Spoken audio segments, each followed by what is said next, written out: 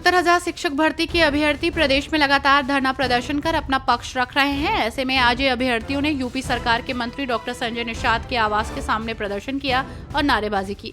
अभ्यर्थियों ने सरकार पर भर्ती में आरक्षण का घोटाला करने का आरोप लगाया और पिछड़े वर्ग और अनुसूचित जाति के अभ्यर्थियों को नियुक्ति देने की मांग की है। लोकसभा चुनाव में भारी जीत दर्ज करने के बाद कांग्रेस अब उपचुनाव की तैयारियों में है। ऐसे में कांग्रेस बीएसपी के लिए बड़ा खतरा बनकर उभरी है। कांग्रेस जिस तरह से संविधान और आरक्षण के मुद्दे पर आगे बढ़कर बोल रही है, उससे बड़ी संख्या में दलित मतदाताओं ने कांग्रेस की ओर रुख किया है। कांग्रेस की इस रणनीति को लेकर बसपा सुप्रीमो मायावती सावधान हो गई हैं और अब अपने पुराने जनाधार को बचाने में जुट गई हैं, ताकि पार्टी एक बार फिर से मजबूत होकर खड़ी हो सके। मुख्यमंत्री योगी आदित्यनाथ ने गोरखपुर में 535 करोड़ रुपए की लागत वाली 5 विकास परियोजनाओं का शिलान्यास और लोकार्पण किया। उन्होंने कहा कि विकास होने से उद्यमिता बढ़ेगी और युवाओं को 10 लाख तक का ब्याज मुक्त लोन दिया जाएगा। इस व्यवस्था के तहत लोन लेने वाले युवा को बैंकों को सिर्फ मूल पूंजी ही वापस करनी होगी, ब्याज का पैसा सरकार चुकता करेगी। महाराष्ट्र के राजकोट किले में छत्रपति शिवाजी महाराज की प्रतिमा ढहने के मामले ने राजनीतिक मोड़ ले लिया है। बहुजन समाज पार्टी की अध्यक्ष मायावती ने इस घटना पर टिप्पणी करते हुए कहा कि महापुरुषों के मामले में सकारात्मक दृष्टिकोण रखना चाहिए और इस पर राजनीति से बचना चाहिए।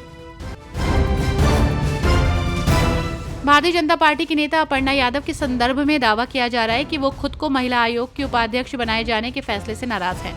दावा है कि समाजवादी पार्टी में वापसी वो कर सकती हैं। इस बीच खबर सामने आई है कि अपर्णा की जल्द ही डिंपल यादव और अखिलेश यादव से मुलाकात हो सकती है। स्वर्गीय मुलायम सिंह यादव की श्रद्धांजलि सभा के मौके पर सैफई में परिवार इकट्ठा होगा और इस दौरान तीनों के बीच बातचीत हो सकती है। पीपीएस कैडर के 24 अधिकारियों का प्रमोशन का प्रस्ताव गृह मंत्रालय भेजा गया, जिसे हरी झंडी मिल चुकी है। इस महीने ही पीपीएस कैडर के अधिकारियों की आईपीएस कैडर में प्रोन्नति हो सकती है। तो वहीं आईपीएस संवर्ग की डीपीसी के साथ ही पीपीएस संवर्ग के अधिकारियों के प्रमोशन पर भी विचार होगा। आपको बता दें कि पीपीएस कैडर के करीब 45 पीपीएस अधिकारियों को प्रोन्नत वेतनमान का फायदा भी मिलेगा। पहलवान विनेश फोगाट और बजरंग पूनिया आज कांग्रेस में शामिल हुए हैं। ऐसे में कांग्रेस में शामिल होने के बाद महिला पहलवान विनेश फोगाट ने बीजेपी के भारतीय कुश्ती संघ के पूर्व अध्यक्ष और पूर्व बीजेपी सांसद ब्रजभूषण शरण सिंह को लेकर अपनी प्रतिक्रिया दी। विनेश फोगाट ने कहा कि लड़ाई छोड़ी नहीं है, ब्रजभूषण सिंह के साथ बीजेपी है, हमारा साथ कांग्रेस ने दिया। लखनऊ कानपुर का 80 किलोमीटर राजमार्ग यूपी का सबसे बड़ा औद्योगिक गलियारा बनेगा। सीएम योगी आदित्यनाथ ने पूरे क्षेत्र का कायाकल्प करने वाली इस योजना का मास्टर प्लान तैयार करने का जिम्मा उत्तर राज्य औद्योगिक विकास प्राधिकरण को सौंपा था।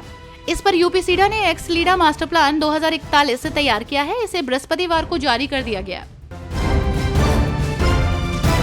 यूपी के कैबिनेट मंत्री और मेरठ के प्रभारी मंत्री धर्मपाल सिंह समाजवादी पार्टी के मुखिया अखिलेश यादव पर बेहद आक्रामक दिखे।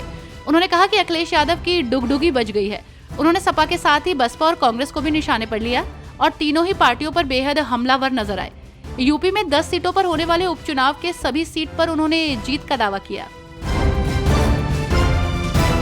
वक्फ संशोधन बिल के खिलाफ all India Muslim personal law ने अपनी आवाज को बुलंद कर दिया है।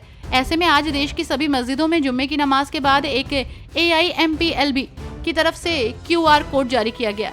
इसे स्कैन कराया गया, जिससे ये अपील की गई है कि बड़ी संख्या में इस पर मैसेज कर इस बिल का विरोध किया जाए।